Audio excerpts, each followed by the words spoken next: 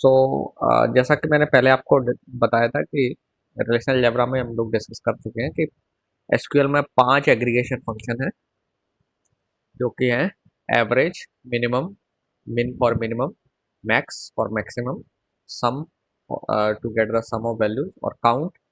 आपको अगर रिकॉर्ड या कोई कॉलम्स की वैल्यू काउंट करना हो तो उसके लिए। तो ये 5 एग्रीगेशन फंक्शन है जो आपके एसक्यूएल में अवेलेबल है। एग्रीगेशन फंक्शन का आपको मालूम डेफिनेशन याद होगी, मैं फिर भी बता देता हूँ दोबारा से कि एग्रीगेशन फंक्शन वो फंक्शन है जिसमें आप एक सेट ऑफ वैल्यूज इनपुट करते हैं और आउटपुट में एक सिंगल वैल्यू आपको मिलती है। सो एक्चुअली एग्रीगेशन फंक्शन उन ग्रुप ऑफ वैल्यूज पर एक एग्रीगेट ऑपरेशन करते हैं और एग्रीगेट ऑपरेशन करते हैं एंड देन आपको एक आउटपुट प्रोवाइड कराएंगे। तो जैसे फॉर एग्जांपल एवरेज, तो एवरेज में आप कुछ सेट ऑफ वैल्यूज इनपुट करेंगे एवरेज एग्रीगेट फंक्शन को एंड देन ये उन वैल्यूज का आपको एवरेज रिटर्न करके देगा। और आपको ये भी याद होगा कि मैं पहले भी बता चुका हूँ कि एग्रीगेशन फंक्शन में दो तरीके के एग्रीगेशन फंक्शन है। कुछ फंक्शन केवल न्यूमेरिक पर काम करेंगे, न्यूमेरिक डेटा पर, और कुछ फंक्शन दोनों टाइप के डेटा पर काम कर सकते हैं। ओके, सो कौन कौन से फंक्शन है जो केवल न्यूमेरिक डेटा पर काम करेंगे? So let's see, so average and sum, ये जो दो फंक्शन है ये केवल और केवल न्यूमेरिक डेटा के ऊपर काम करते हैं। This one, sum and average. So क्योंकि आप स्ट्रिंग्स का सम नहीं निकाल सकते और ना ही स्ट्रिंग्स का एवरेज निकाल सकते। सो एवरेज और सम केवल न्यूमेरिक डेटा के साथ काम करते हैं। So they will work with numeric data only. This is a. Okay, so बाकी के जो तीन फंक्शन है मिन, मैक्स एंड काउंट, ये तीनों फंक्शन स्ट्रिंग्स के साथ भी काम कर सकते हैं और न्यूमेरिक डेटा के साथ भी काम कर सकते हैं। ध्यान रखना, स्ट्रिंग में मैं जब स्ट्रिंग की बात कर रहा हूँ तो डेट आर ऑल्सो इंक्लूडेड। ठीक है, क्योंकि डेट भी माइस्क्यूएल में या एसक्यूएल में आपके स्ट्रिंग की तरह ही ट्रीट होती है। तो आपका मिन, मैक्स एंड काउंट, ये तीनों न्यूमेरिक डेटा के साथ, स्ट्रिंग्स के साथ एंड इवन डेट के साथ भी काम करते हैं। तो let's see them one by one. तो जैसे कि एवरेज फंक्शन है, नाम से ही पता चल रहा है एवरेज फंक्शन क्या करेगा, आपको कुछ सेट ऑफ इनपुट्स देना है। दैट मीन्स एक आप कॉलम पूरा इनपुट में दे देंगे, उस कॉलम में जो भी वैल्यू होंगी ये उनको लेगा और फिर उनका एवरेज निकाल लेगा। ओके, नाउ अब आपको ये भी याद होगा कि नल वैल्यूज भी कॉलम में हो सकती हैं। तो एवरेज फंक्शन नल वैल्यू का क्या करता है? तो एक्चुअली काउंट स्टार, काउंट का एक वेरिएंट है, we will see that later. Count star,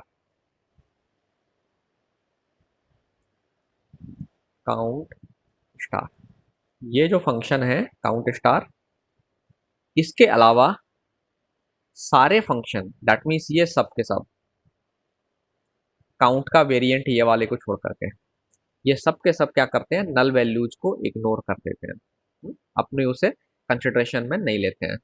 सो जब आप एवरेज निकाल रहे हैं तो एवरेज निकालने में हो सकता है कि आपके पास एक वैल्यू है 12, एक है 13, एक है 14, एक है नल, ओके, और एक है लेट्स से 14। तो जब एवरेज फंक्शन इन वैल्यूज के एवरेज निकालेगा तो वो इस वैल्यू को इग्नोर कर देगा, इसे वो कंसिडर ही नहीं करेगा। दैट मीन्स इन चार वैल्यूज का ही एवरेज निकलेगा, तो उन चारों का सम होगा और फिर चार से डिवाइड कर देगा एंड अल्टीमेटली आपको एक फाइनल वैल्यू आउटपुट में मिलेगी। ओके, सो ये एवरेज की फंक्शनिंग है। ध्यान रखना है कि नल वैल्यू को इग्नोर कर देना है। नाउ अब ये भी हो सकता है कि सारी वैल्यू नल हो, देन एवरेज क्या करेगा? सारी वैल्यू नल हो देन एवरेज का आउटपुट क्या होगा? तो आउटपुट विल बी जीरो। सारी वैल्यू नल है इसका मतलब ये केवल टोटल सम, सारी वैल्यूज का सम मान लेगा जीरो, और उसको जीरो को फिर हम अल्टीमेटली जीरो से तो डिवाइड नहीं करेंगे, तो अल्टीमेटली ये जो ना केवल आंसर इस केस में आपको जीरो देगा। ठीक है, सो नल दैट मीन्स सारी वैल्यू नल है, सबको इग्नोर कर देगा। There is no null value, non null value, non null value नहीं है तो आपको ये केवल जीरो रिटर्न करके दे देगा। इसके बाद आते हैं हम सम फंक्शन पर। सम जो है ये क्या करता है कि आपने जो कॉलम है जो इसे इनपुट में दिया है सम फंक्शन को, तो ये कॉलम्स की सारी वैल्यू को लेगा और उनका एडिशन कर लेगा। ओके, तो जैसे अगर हम इस सेट ऑफ वैल्यूज पर सम फंक्शन अप्लाई करें तो सम सिर्फ क्या करेगा, ये 12 को कंसिडर करेगा, 12 में 13 को ऐड कर लेगा, देन 14 को ऐड कर लेगा, देन इस 14 को ऐड कर लेगा और नल को छोड़ देगा। ओके, सो चारों वैल्यूज का सम आ जाएगा। अब जैसा कि एवरेज के केस में पॉसिबल था कि सारी वैल्यू नल हो, तो इसके केस में भी सारी वैल्यूज नल पॉसिबल हो सकती है। तो जब सारी वैल्यूज नल है तो इनका डिफॉल्ट आंसर होता है 0। ओके, सो सम भी आपको 0 आउटपुट देगा। And now let's come to the function min. तो मिन फंक्शन क्या करता है कि आपके पास जो इनपुट आपने इस फंक्शन को दिया है सॉरी, आपने जो सेट ऑफ वैल्यूज इनपुट में दी हैं, ये उनमें से जो भी मिनिमम वैल्यू होगी वो आपको रिटर्न करके देगा। सो अगर आप अज्यूम करिए कि आप इस सेट ऑफ वैल्यूज पर, इन सेट ऑफ वैल्यूज पर मिन फंक्शन को यूज करते हैं। ओके, ये कॉलम का मान नाम लेट से एक्स है और यू पास दिस टू मिन और आपने लिखा मिन कॉमा एक्स। तो मिन क्या करेगा, इनमें जो भी मिनिमम वैल्यू होगी वो आपको रिटर्न करके दे देगा। तो ये मिनिमम निकालेगा, 12 इस केस में मिनिमम है, तो 12 will be the answer. Similarly अगर इस मैक्स फंक्शन को देखें तो मैक्स क्या करता है, मैक्सिमम वैल्यू आपको इनपुट में देता है। ओके, सो मैक्सिमम वैल्यू, जब आप मैक्स फंक्शन को इस तरीके से कॉल करते हैं, मैक्स एक्स, आपने मैक्स एक्स किया तो ये क्या करेगा, जो भी वैल्यूज इनपुट में है उनमें नल को छोड़ करके मैक्स जो भी होगा, दैट मीन्स इस केस में 14 है, तो 14 will be the output. Now इसकी जगह पर जो आपने जो यहाँ पर न्यूमेरिक वैल्यू दी है, इसकी जगह पे हम स्ट्रिंग्स भी दे सकते हैं। ओके, सो स्ट्रिंग्स के केस में डिक्शनरी ऑर्डरिंग जो होती है उसी हिसाब से मिनिमम और मैक्सिमम डिसाइड किया जाता है। ठीक है, तो ये डिक्शनरी ऑर्डरिंग के बेस पर जो भी गिवन इनपुट स्ट्रिंग्स हैं उनमें से आपको मिनिमम और मैक्सिमम बता देगा। इसके बाद आते हैं हम अगले फंक्शन काउंट पर। सो काउंट जो फंक्शन है इसको आप दो तरीके से कॉल कर सकते हैं। एक तो है कॉलम का नाम पास करके, काउंट लेट से इस केस में आपको ये वैल्यूज काउंट कराना है, तो आपने लिखा काउंट एक्स। एक तो ऑप्शन ये है काउंट एक्स। तो जब आप काउंट एक्स कर रहे हैं तो ये क्या करेगा, इस कॉलम में जितनी भी वैल्यूज हैं उनको काउंट करेगा। तो ऑब्वियसली काउंट एक्स जो फंक्शन है नल वैल्यू को छोड़ देगा और ये आपको काउंट करके आंसर कितना देगा, 4, क्योंकि आपके इस कॉलम में 4 वैल्यूज हैं। ओके, एक्स में। नाउ अगर आप काउंट स्टार फंक्शन कॉल करते हैं, okay, so count star function जो है एक स्पेसिफिक वेरिएंट है काउंट का। यहाँ पे स्टार का मतलब we are talking about the records actually. Okay, हम रिकॉर्ड्स काउंट करना चाहते हैं किसी टेबल में। तो इस केस में कॉलम पास नहीं होता है, एक रिकॉर्ड पास होगा, तो ये रिकॉर्ड काउंट करता है। तो ओबियसली ये जब रिकॉर्ड काउंट कर रहा है तो अगर किसी रिकॉर्ड में सारी वैल्यू नल भी है तब भी वो इसे रिकॉर्ड कंसिडर करेगा। So that means count star जो है नल वैल्यूज को इग्नोर कर देता है। ध्यान रखना, काउंट स्टार के साथ हम एक्स नहीं लिख सकते, दैट मीन्स हम इस कॉलम पर काउंट स्टार नहीं लगा सकते। काउंट स्टार में आप कॉलम नहीं बताते हैं, सिंपली स्टार छोड़ देते हैं, और स्टार का मतलब all columns, you are talking about all column. आपको याद होगा सेलेक्ट क्लॉज में भी हम स्टार लगाते थे, तो यहाँ स्टार का मतलब है ऑल कॉलम। सो ये आपके 5 एग्रीगेट फंक्शन है। ओके, हालांकि माइस्क्यूएल में अगर आप देखेंगे तो माइस्क्यूएल में कुछ एडिशनल एग्रीगेट फंक्शन ऐड कर दिए गए हैं, बट वो एसक्यूएल के स्टैंडर्ड्स में नहीं है, सो दैट्स वाई हम उसके बारे में बात नहीं कर रहे हैं। तो अगर मैं माइस्क्यूएल में आगे के वीडियोज बनाऊंगा तो मैं उसको वहाँ पर डिस्कस करूंगा। जैसे वेरिएंस कैलकुलेट करने के लिए माइस्क्यूएल में फंक्शन है, स्टैंडर्ड डेविएशन के लिए फंक्शन ऐड कर दिया गया है। सो एग्रीगेशन फंक्शन थोड़े से माइस्क्यूएल में ज़्यादा हैं। सो ये तो अपने अपने डेटाबेस डेवलपर के ऊपर डिपेंड करता है, क्योंकि जैसा मैंने पहले भी बताया था कि डेटाबेस डेवलपर्स एसक्यूएल स्टैंडर्ड को कम्प्लीटली फॉलो नहीं करते। वो कुछ फीचर्स को, एसक्यूएल के जो कुछ फीचर्स हैं उन्हें वो इम्प्लीमेंट ही नहीं करते हैं, और कई बार वो अपने कुछ एडिशनल फीचर्स भी एसक्यूएल में प्रोवाइड करते हैं। ओके, तो सम थिंग्स आर देयर, कुछ चीज़ें हैं जो डेटाबेस टू डेटाबेस वेरी करेंगे।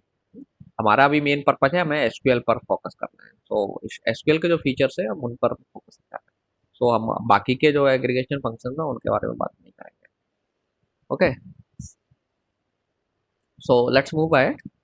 Now let's see some examples.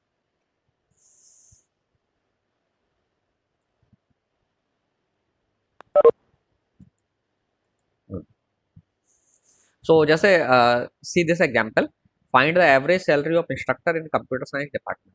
तो इस क्वेरी में आपको कंप्यूटर साइंस डिपार्टमेंट जो है उसके जितने भी इंस्ट्रक्टर्स हैं उनकी एवरेज, सो डिपार्टमेंट वाइज आप डिपार्टमेंट में उस डिपार्टमेंट में एवरेज सैलरी लोगों की निकालनी है, जितने भी इंस्ट्रक्टर्स हैं। तो उनको कुछ सैलरीज की उनको कुछ सैलरीज मिल रही हैं और आप जानना चाहते हैं कि डिपार्टमेंट में हमारी एवरेज सैलरी एक्सपेंडिचर कितना है। तो इसके लिए आप क्या करेंगे, क्वेरी कुछ इस तरीके से होगी, सेलेक्ट एबीजे। एबीजे आपका एवरेज फंक्शन एग्रीगेशन फंक्शन हो गया, और जैसा कि मैंने बताया एग्रीगेशन फंक्शन को आपको एक कॉलम इनपुट में देना होता है। तो आपने सैलरी कॉलम इनपुट दे दिया क्योंकि हमें सैलरी की एवरेज करनी है, और टेबल का नाम जिस टेबल में कॉलम है ये, तो वो ऑब्वियसली इंस्ट्रक्टर टेबल में है, तो आपने लिखा फ्रॉम इंस्ट्रक्टर।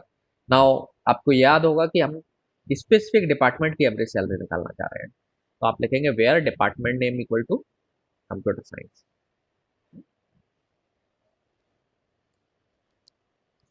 सो इस केस में क्या होगा कि अब ये जो क्वेरी जब एग्जीक्यूट होगी तो ये क्या करेगी, कंप्यूटर साइंस डिपार्टमेंट के सारे इंस्ट्रक्टर्स के रिकॉर्ड्स को निकालेगी, एंड वो रिकॉर्ड्स वो रिकॉर्ड्स में जो सैलरी वैल्यू है वो आपके एवरेज फंक्शन को इनपुट हो जाएगी। सो इस तरीके से आपको जो आउटपुट मिलेगा वो होगा डिपार्टमेंट की एवरेज सैलरी।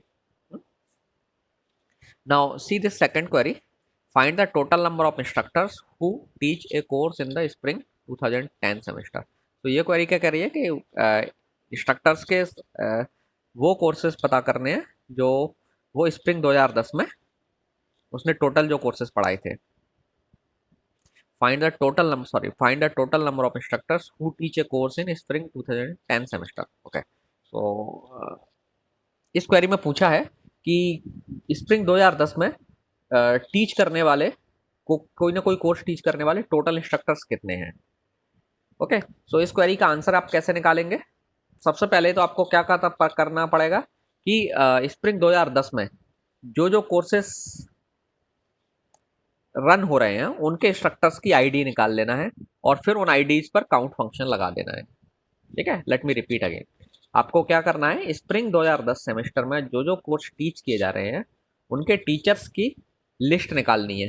ओके, वो लिस्ट निकालने के बाद आपको उसे काउंट फंक्शन को पास कर देना है, तो काउंट फिर क्या करेगा, उन आईडीज को काउंट कर लेगा।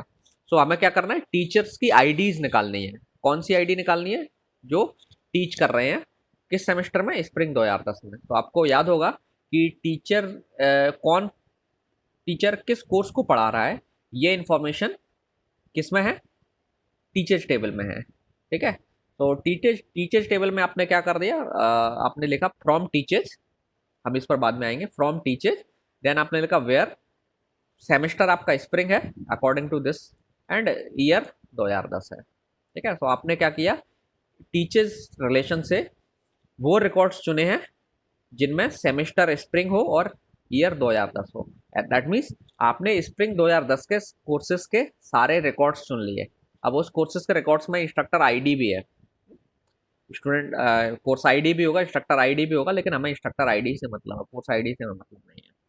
ओके, नाउ ये भी याद रखना है कि एक इंस्ट्रक्टर मल्टीपल कोर्स भी पढ़ा रहा होगा। तो एक इंस्ट्रक्टर के कोर्स, लेट से एक इंस्ट्रक्टर मान लीजिए दो कोर्स पढ़ा रहा है, डीबीएमएस भी पढ़ा रहा है और लेट से वो क्रिप्टोग्राफी भी पढ़ा रहा है, तो उसका नाम दो बार आ जाएगा, सॉरी नाम उसका आईडीज जो है ना दो बार आ जाएंगी आंसर में। तो आपको क्या करना पड़ेगा, काउंट से पहले डुप्लीकेट्स हटाना पड़ेंगे। तो काउंट से पहले डुप्लीकेट हटाने के लिए हम क्या करेंगे, डिस्टिंक्ट कीवर्ड लगा देंगे, और हमें काउंटिंग क्या किस चीज़ की करनी है, आईडी की काउंटिंग करनी है। तो आपने लिखा select count distinct ID from teachers where semester equal to spring and year equal to 2010। तो ये क्वेरी क्या करेगी, एक काउंट देगी कि कितनी इस सेमेस्टर में जो टीचिंग कर रहे हैं वो डिस्टिंक्ट आईडी कितनी है उन लोगों की, इंस्ट्रक्टर्स की। तो दैट मीन्स आपने नंबर ऑफ इंस्ट्रक्टर्स काउंट कर लिए। नाउ समटाइम्स कभी कभी जरूरत पड़ती है कि आप टेबल में जानना चाहते हैं कि कितने रिकॉर्ड्स हैं, सीधा उसके लिए काउंट स्टार हम इस्तेमाल करते हैं। काउंट स्टार का काम जनरली हम रिकॉर्ड्स को काउंट करने के लिए करते हैं। तो आप लिखेंगे select count star from course. तो इससे आपको पता चलेगा कि कितने कोर्सेस कोर्स टेबल में एंटर्ड हैं। तो कोर्स टेबल में वो कोर्सेज का मतलब वो सभी कोर्सेज जो यूनिवर्सिटी में पढ़ाए जाते हैं उनकी एंट्री कोर्स टेबल में है। तो अगर आप जानना चाहते हैं कि यूनिवर्सिटी में कितने टोटल कोर्सेज पढ़ाए जा रहे हैं, तो आप क्या कर सकते हैं, सिंपली लिखेंगे count select count star from course. तो इससे आपको एक नंबर मिलेगा, एक इंटीजर नंबर मिलेगा, वो इंडिकेट करेगा कि कितने कोर्सेस यूनिवर्सिटी में पढ़ाए जाते हैं। आई एम टॉकिंग अबाउट पढ़ाए जाते हैं या पढ़ाए जाते रहे हैं। ठीक है, करेंटली कितने पढ़ाए जा रहे हैं उससे वो नहीं, कोर्स में टोटल कोर्सेज कितने हैं यूनिवर्सिटी में, उनकी लिस्ट आ जाएगी। सिमिलरली अगर मान लीजिए आपको जानना हो कि यूनिवर्सिटी में कितने इंस्ट्रक्टर्स हैं टोटल, तो आप क्या कर सकते हैं, इसी से इसी से मिलती जुलती एक क्वेरी लिख सकते हैं, सेलेक्ट, और ये वो क्वेरी आपको इंस्ट्रक्टर टेबल पर लिखना पड़ेगी क्योंकि इंस्ट्रक्टर टेबल में ही सारे इंस्ट्रक्टर्स के नाम हैं या रिकॉर्ड्स हैं। तो आप लिखेंगे सेलेक्ट, आईडी काउंट कर लीजिए इंस्ट्रक्टर की, या काउंट स्टार भी कर सकते हो आप। आईडी या काउंट स्टार से एक ही रिजल्ट आएगा क्योंकि आपको मालूम है आईडी में नल अलाउड नहीं है। तो काउंट स्टार फ्रॉम इंस्ट्रक्टर।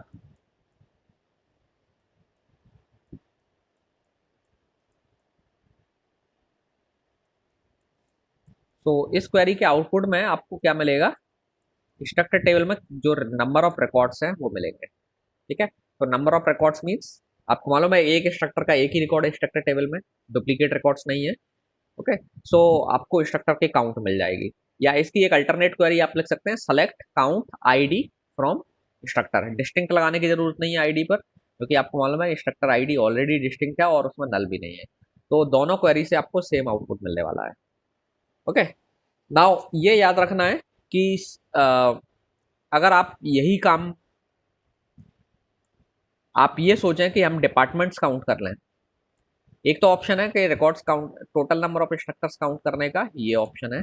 दूसरा ऑप्शन है अगर आप ये सोचते हैं कि मैं डिपार्टमेंट कॉलम की सारी वैल्यू काउंट कर लूँ और उससे मुझे पता चल जाएगा कि कितने इंस्ट्रक्टर्स हैं, तो अगर आप ऐसा करते हैं तो इसमें प्रॉब्लम हो सकती है। क्या प्रॉब्लम हो सकती है इस क्वेरी में, लेट से आपने लिखा सेलेक्ट, डिस्टिंक्ट नहीं लगाना है, काउंट,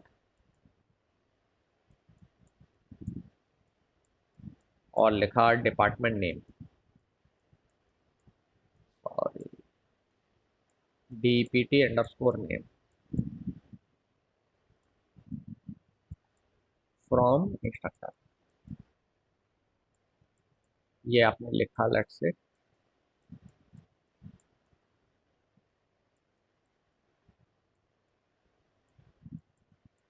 सॉरी डिलीट हो गया।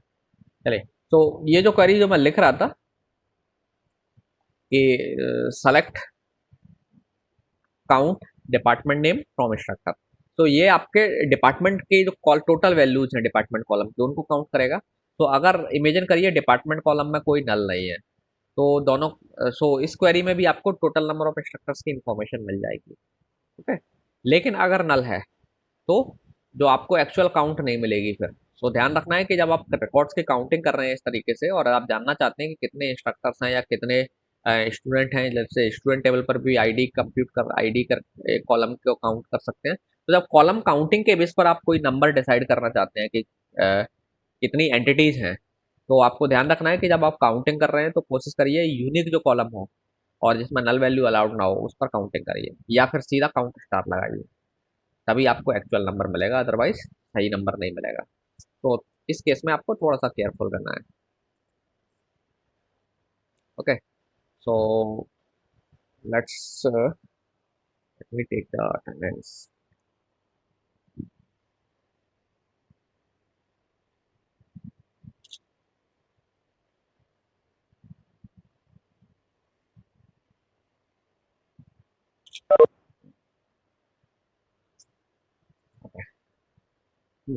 नाउ एग्रीगेशन के साथ साथ नाउ कभी कभी क्या मैं ग्रुपिंग की भी जरूरत पड़ती है, मतलब हम एग्रीगेशन ग्रुप्स के ऊपर करना चाहते हैं।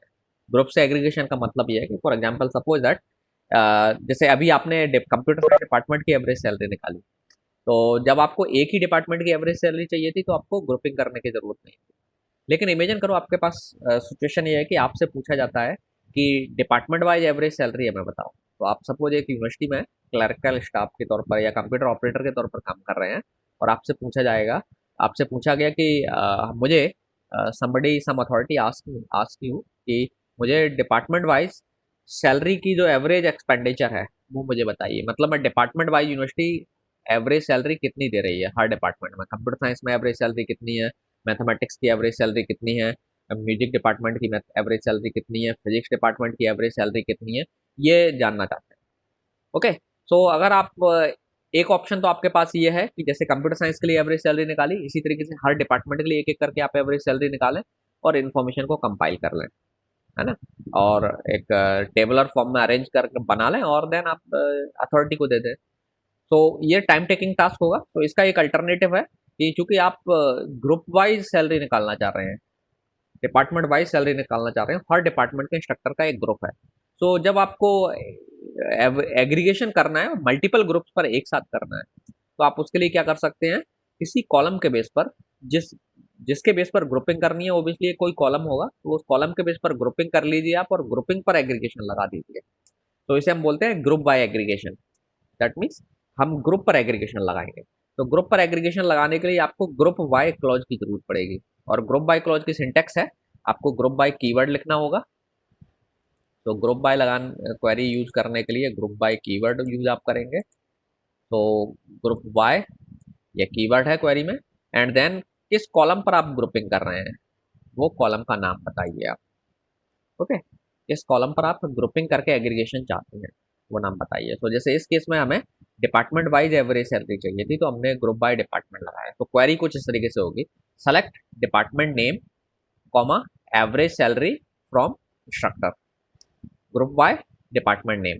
तो अब क्या होगा, आपके पहले ये आपका डेटाबेस क्या करेगा, पहले सारे इंस्ट्रक्टर्स के रिकॉर्ड्स को ग्रुप करेगा। जैसे आप देखेंगे यहाँ पे एक एग्जांपल लिखा हुआ है कि लेट सपोज बायोलॉजी में एक ही इंस्ट्रक्टर था, तो उसका एक ग्रुप बनेगा।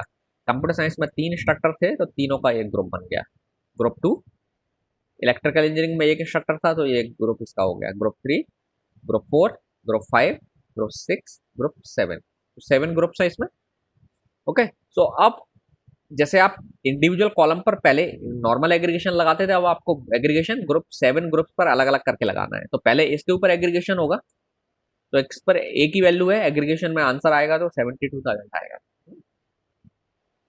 सो आंसर में आपने लिखा है डिपार्टमेंट नेम आपको चूज करना है, तो आपने डिपार्टमेंट नेम और उसके सामने एवरेज सैलरी 72,000, एक आउटपुट आ गया एक ग्रुप का। तो दैट मीन्स बायोलॉजी डिपार्टमेंट की एवरेज सैलरी आ गई।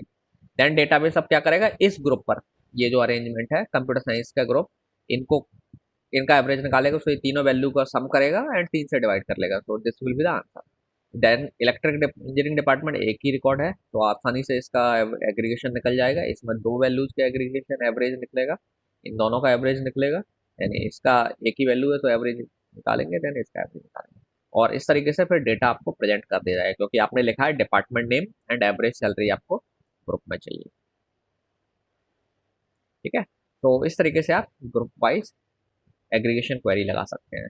नाउ ये याद रखना है कि जब आप ग्रुप वाइज जब ये क्लॉज नहीं लगाते हैं तब क्या होता, जब आप ये क्लॉज नहीं लगा रहे थे, आप इतनी क्वेरी लिखते select department name comma average salary from instructor. तो इस केस में क्या होता कि आपका एक सिंगल ग्रुप है, आप सारे एट्रीब्यूट्स को एक ही ग्रुप के तौर पर ट्रीट कर रहे हैं। हालांकि इसमें जब आप डिपार्टमेंट नेम नहीं कॉलम लगा सकते। ठीक है, जैसे आप इस क्वेरी में ऐसे लिखते, अगर इस क्वेरी को जब आपको डिपार्टमेंट वाइज एवरेज सैलरी नहीं चाहिए थी, आपको टोटल एवरेज सैलरी चाहिए थी, तो आपने लिखा select ABG salary, ABJ salary from instructor. So इसमें क्या होगा, आपको यूनिवर्सिटी वाइज आप कह सकते हैं कि सारे इंस्ट्रक्टर्स को एक ग्रुप की तरह ट्रीट किया जा रहा है। दैट मीन्स यूनिवर्सिटी लेवल की जो एवरेज सैलरी है वो कंप्यूट होगी। अब आप देख रहे हैं, जैसे मैंने कहा कि मैंने इसमें डिपार्टमेंट नेम कॉलम नहीं लगाया। क्यों नहीं लगाया, क्योंकि अगर आप डिपार्टमेंट लगा देंगे तो ग्रुपिंग का सेंस क्या बनेगा, क्योंकि आपको मालूम है कि आपने एवरेज सैलरी जब लिखा, तो एवरेज सैलरी का मतलब सैलरी कॉलम को पूरे को ये एक सिंगल ग्रुप की तरह ट्रीट करेगा एग्रीगेशन फंक्शन। और आप डिपार्टमेंट लगा देंगे तो डिपार्टमेंट वाइज एक सिंगल ग्रुप कहाँ बन रहा है, अलग अलग डिपार्टमेंट्स हैं, है ना। सो this is very important point, याद रखना है। सो नेक्स्ट क्लास में, नेक्स्ट स्लाइड में हम इसी को डिस्कस कर रहे हैं, क्या कि जब आप किसी ग्रुप पर जब आप एग्रीगेशन करते हैं, तो एग्रीगेशन में जब आप सेलेक्ट क्लॉज यूज करेंगे, तो सेलेक्ट क्लॉज में केवल आप या तो वही कॉलम इस्तेमाल करेंगे जिन पर एग्रीगेशन हो रहा है, दैट मीन्स सेलेक्ट क्लॉज में आप केवल उन्हीं कॉलम्स को रिप्रेजेंट कर सकते हैं या यूज कर सकते हैं जिन पर या तो ग्रुपिंग हो रही है या फिर वो जिन पर एग्रीगेशन हो रहा है। ओके, सो दैट मीन्स इस केस में जैसे आप देखेंगे इस क्वेरी में आपने डिपार्टमेंट नेम पर एक ग्रुपिंग की थी इसलिए आपने डिपार्टमेंट नेम यहाँ यूज कर पाए। आप अगर चाहें, आप सोचें कि हम यहाँ पर इंस्ट्रक्टर का नेम भी प्रिंट कर लें कि select department name comma instructor name और एवरेज सैलरी, तो ये नहीं होगा क्योंकि एवरेज सैलरी जो ना एक इंडिविजुअल पर्सन को रिप्रेजेंट नहीं करता है। तो ग्रुपिंग में केवल हम वही कॉलम सेलेक्ट कर सकते हैं जब आप ग्रुपिंग कर रहे हैं या एग्रीगेशन कर रहे हैं। तो एग्रीगेशन में केवल वही कॉलम सेलेक्ट क्लॉज में अपीयर हो सकते हैं जिन पर या तो ग्रुपिंग की गई है या फिर जिन पर एग्रीगेशन फंक्शन लगाया है। So that means non aggregated column हम सेलेक्ट क्लॉज में इस्तेमाल नहीं कर सकते। ओके, तो आगे की स्लाइड में आपको यही बताया गया है। तो आगे की स्लाइड में जैसे आप देखेंगे ये एक एग्जाम्पल है।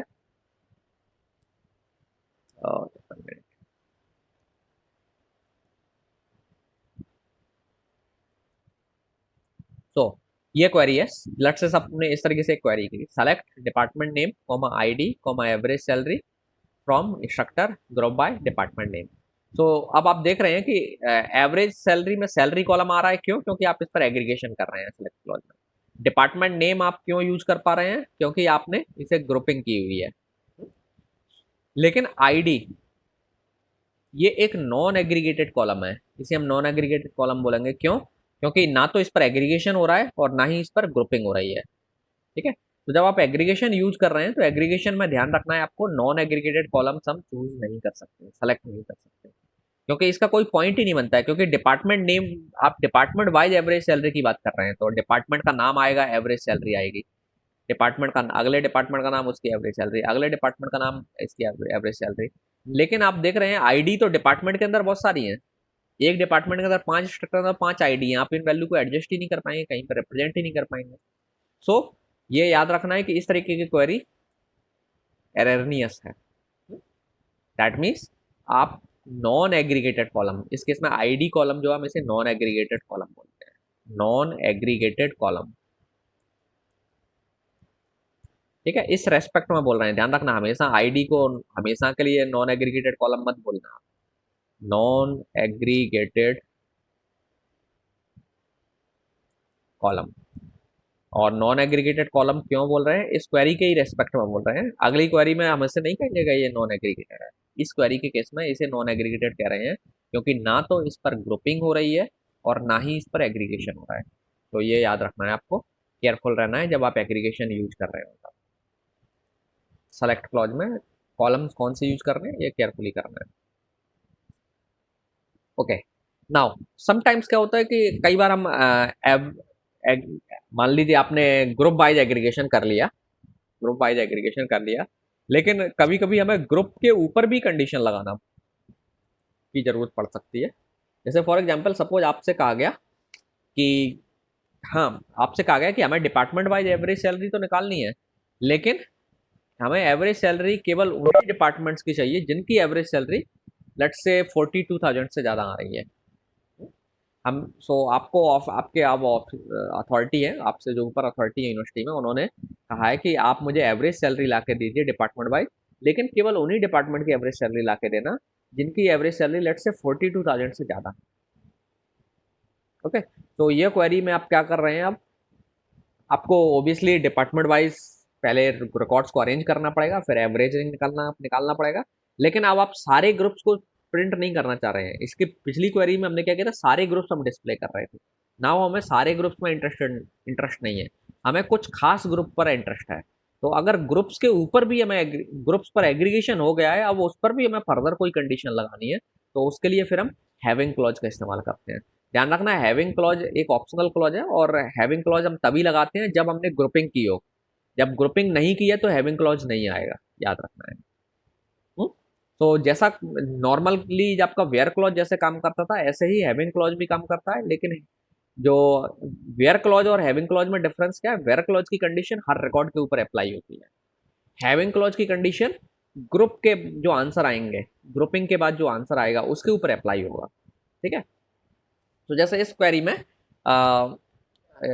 Let's see this query, select department name comma average salary from instructor, group by department name and having average salary greater than 42,000। तो ये जो सैलरी, ये जो क्वेरी है, ये क्या कर रही है, सबसे पहले डिपार्टमेंट वाइज रिकॉर्ड्स को ग्रुप किया, फिर डिपार्टमेंट और उसकी एवरेज सैलरी निकाल ली, एक डिपार्टमेंट उसकी एवरेज सैलरी, डिपार्टमेंट उसकी एवरेज सैलरी, ये कुछ आपका एक टेम्परेरी रिजल्ट कैलकुलेट हो गया।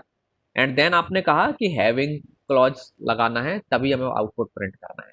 तो अब हैविंग क्लॉज की कंडीशन अब इन हर ग्रुप के आंसर पर लगेगी। तो अगर मान लीजिए ये डिपार्टमेंट कंप्यूटर साइंस है और ये उसकी एवरेज सैलरी, ये मैथमेटिक्स उसकी एवरेज सैलरी, ये इंग्लिश उसकी एवरेज सैलरी है, और ये कुछ वैल्यूज होंगी।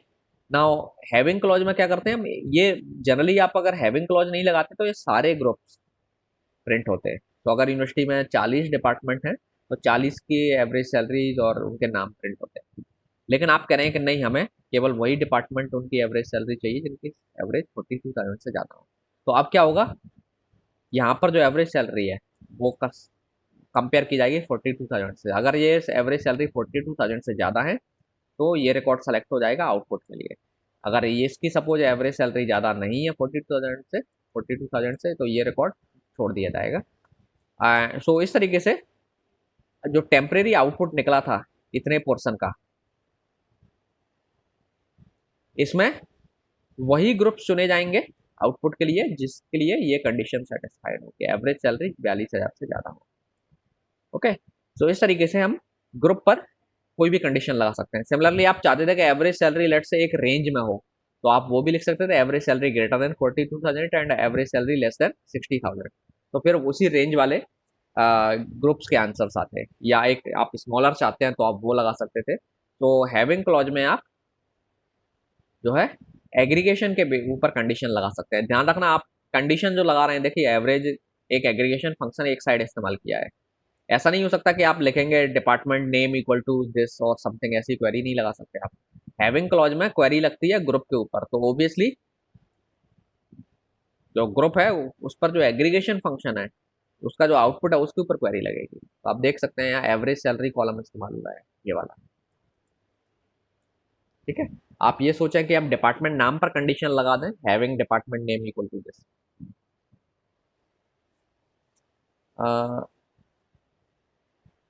वो नहीं लगा पाएंगे। Okay, so this is your having clause.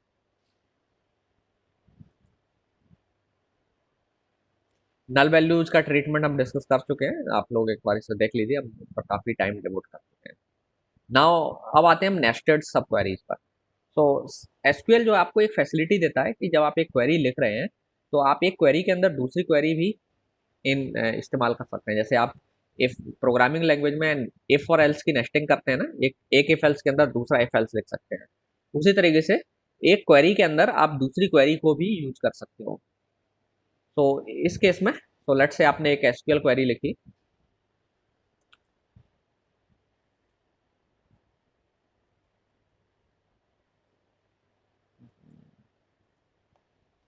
तो आपने एक क्वेरी लिखी और कहीं पर एक अंदर इस क्वेरी के अंदर एक क्वेरी इस्तेमाल कर ली, लेट्स से QUERY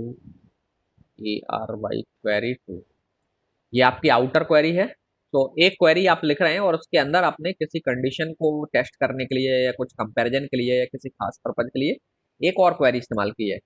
सो इस तरीके की जो क्वेरीज हैं जहाँ पर एक क्वेरी के अंदर आपने दूसरी क्वेरी यूज की है, तो इसको हम बोलते हैं nesting of queries.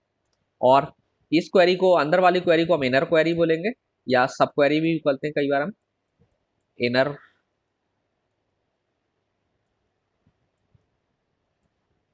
you can call it inner query और सब क्वेरी।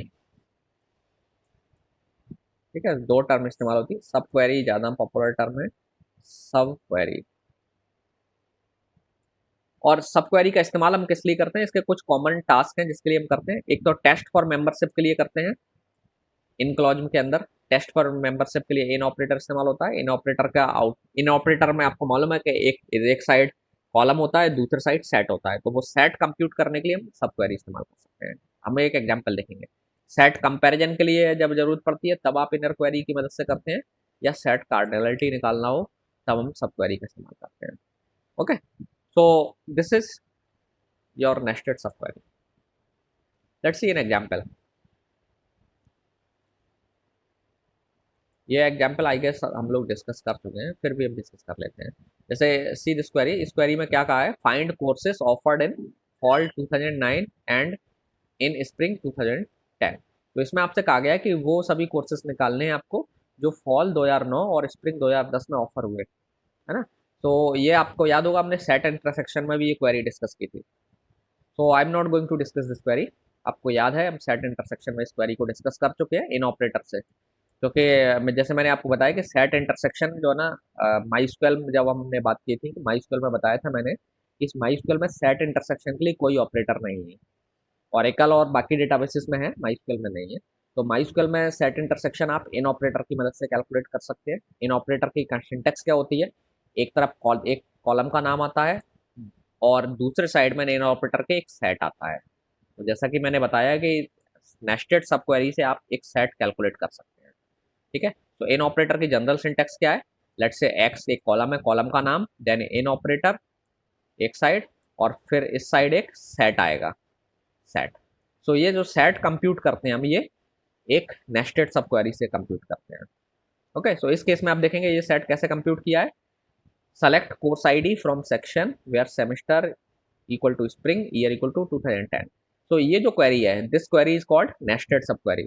और ये सब क्वेरी क्या आउटपुट दे रही है आपको, इस क्वेरी से वो कोर्स आईडी निकल के आ रहे हैं जो सेमेस्टर स्प्रिंग 2010 में कोर्स रन हो रहे थे, उनकी आईडी है। तो आपको एक सेट ऑफ आईडीज मिल गए, तो दैट मीन्स ये सेट मिल गया, एक तरफ कोर्स आईडी है। ओके, नाउ ये क्वेरी जो ना बाकी की आपकी है, ये आउटर क्वेरी है, मेन क्वेरी आप किसे कह सकते हैं, this is the outer query, और ये इसे सब क्वेरी के तौर पर यूज कर रही है। नाउ इन ऑपरेटर क्या करता है, ये क्वेरी जब एग्जीक्यूट होगी तो कोर्स की आईडी, ये जो कोर्स आईडी आप जिसकी बात कर रहे हैं, जिसे सेलेक्ट करना चाहते हैं, तो ये कोर्स आईडी इस सेट में देख मैच करके देखी जाएगी कि ये कोर्स आईडी इस सेट में है कि नहीं है। अगर है, दैट मीन्स ये वो कोर्स आईडी एक्चुअली फॉल 2009 और स्प्रिंग 2010 में कॉमन है, दैट मीन्स वो कोर्स दोनों जगह रन हो रहा है। तो इस तरीके से आप एक नेस्टेड सब क्वेरी की मदद से एंड इन ऑपरेटर की मदद से इंटरसेक्शन परफॉर्म कर पा रहे हैं। तो ये इंटरसेक्शन का है। इसी तरीके से अगर आपको इंटरसेक्शन की जगह पर सेट डिफरेंस निकालना हो तो आप वो भी निकाल सकते हैं। सेट डिफरेंस निकालने के लिए आप नॉट इन ऑपरेटर इस्तेमाल कर लीजिए। तो अगेन आप देख रहे हैं यहाँ पर एक इनर क्वेरी है, सब क्वेरी है।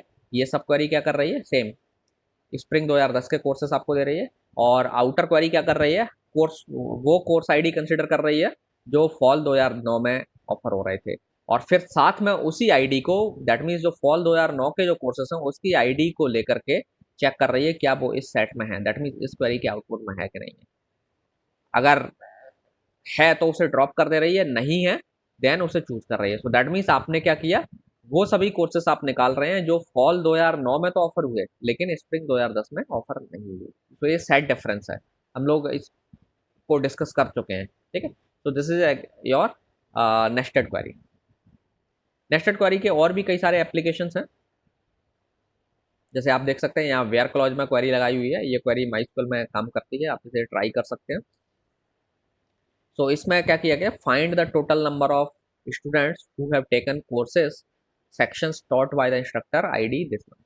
तो आईडी इंस्ट्रक्ट वो, आप ये पूछा जा रहा है कि इंस्ट्रक्टर आईडी के सारे जो कोर्सेज हैं वो किन किन स्टूडेंट्स ने लिए हैं। सो लेट्स से अगर सपोज ये इंस्ट्रक्टर 2 कोर्स पढ़ा रहा है, तो वो सभी स्टूडेंट्स के नाम पता करने हैं जो इन दोनों कोर्सेज को ऑप्ट कर रहे हैं या ऑप्ट किया हुआ है। तो ये क्वेरी आपको वो कोर्सेज दे सकती है, ठीक है। तो जो इनर क्वेरी है आपकी, इनर क्वेरी क्या कर रही है, select course ID, section ID, semester year from teachers.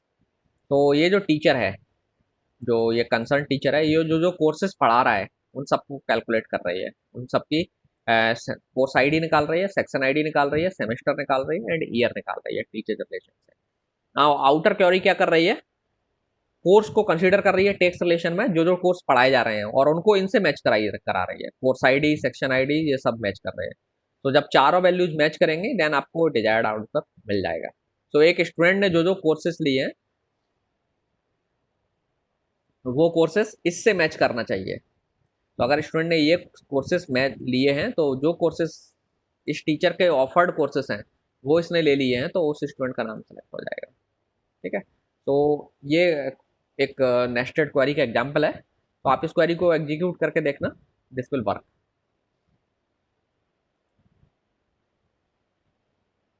Similarly set comparison, I hope हम इसको भी डिस्कस कर चुके हैं, लेकिन फिर भी डिस्कस कर लेते हैं।